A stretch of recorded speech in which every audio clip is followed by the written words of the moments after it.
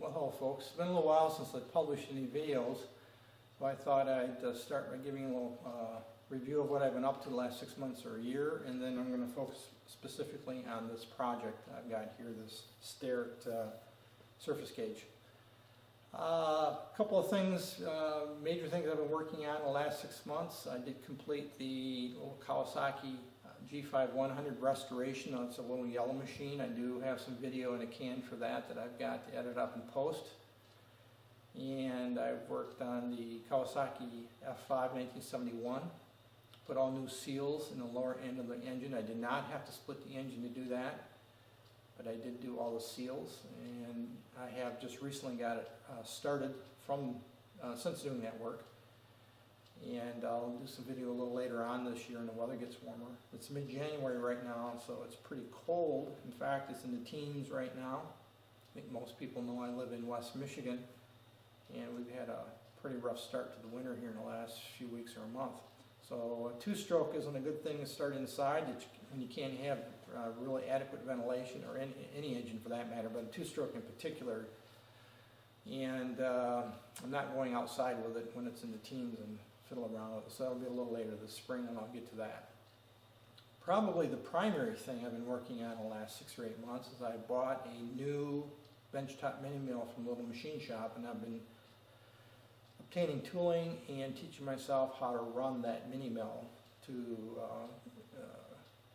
be a companion piece to the little lathe I have also. Now, by the way, I did buy another lathe, a South Bend Heavy 10 that I have not picked up yet. I'll probably get that in the spring because it's in a widow's. I bought it from a woman who her husband recently passed away, and it's in her basement, and she's in Arizona for the winter, and I won't be able to get it till the weather improves and she returns in late spring from her winter hiatus. But we're going to talk about the Starrett height gauge, scriber. I've heard both terms used. I'm not sure exactly what's correct. I'm sure someone will be happy to share with me the details of the difference, but nonetheless, we're going to talk about this in a little bit more detail.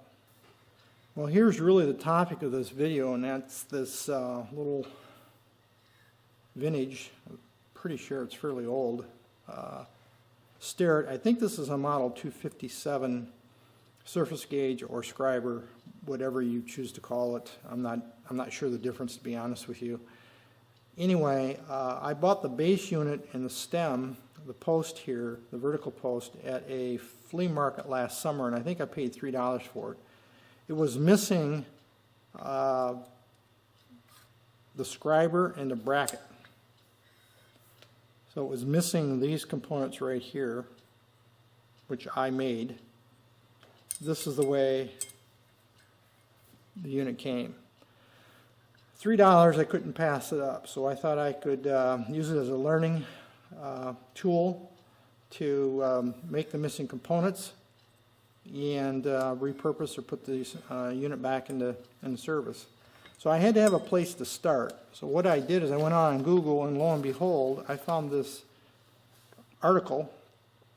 I believe it was 1949 Popular Mechanics for making this clamping bracket, and which was exactly what I needed. And in fact, the dimensions here for this bracket were absolutely perfect to fit this vertical post.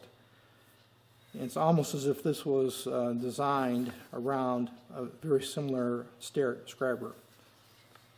I believe this is I don't know if I said this, I believe this is a model 257 based on what I could find on Google. I couldn't swear to it, but I think that's what this is, and again, I suspect it's pretty old.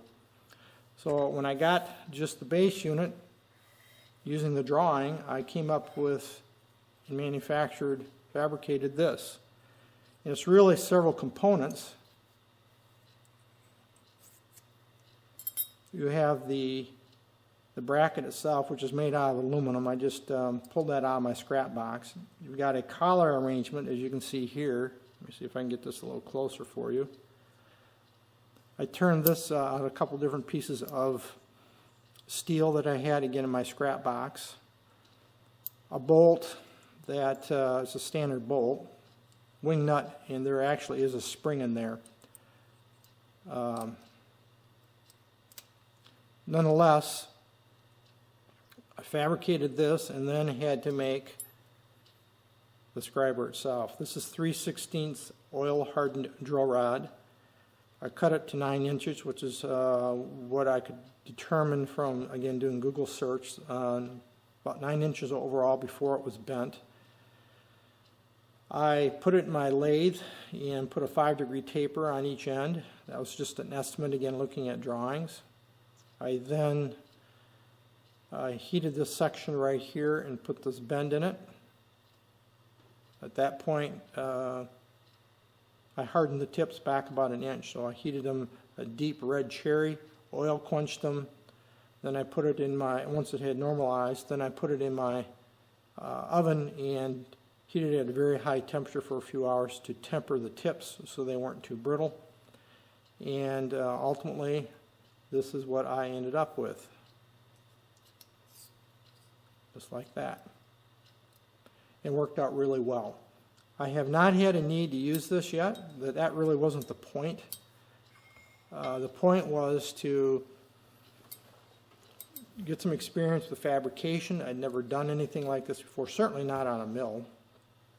And I wanted to put this little Starrett 257 unit back into service on my surface plate that I bought a few months back.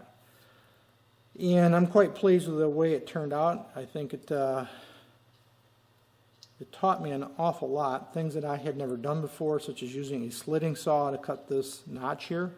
I'd never used a slitting saw before, which is a little scary, by the way, the first time we've ever used or never used a slitting saw on a mill before. It's a lot like using a table saw, which is, I'm not a real fan of table saws, to be honest with it. I have 2 of them, and I avoid using them. I don't know, I find them scary. But nonetheless, turned out really well, and I'm quite pleased with it. Well, that's the gist of this video. This really was, get you caught up a little bit, talk about the little Starrett and the fabrication process here. And I have other videos planned in consideration for during the course of the winter and this spring. And as always, I appreciate you watching.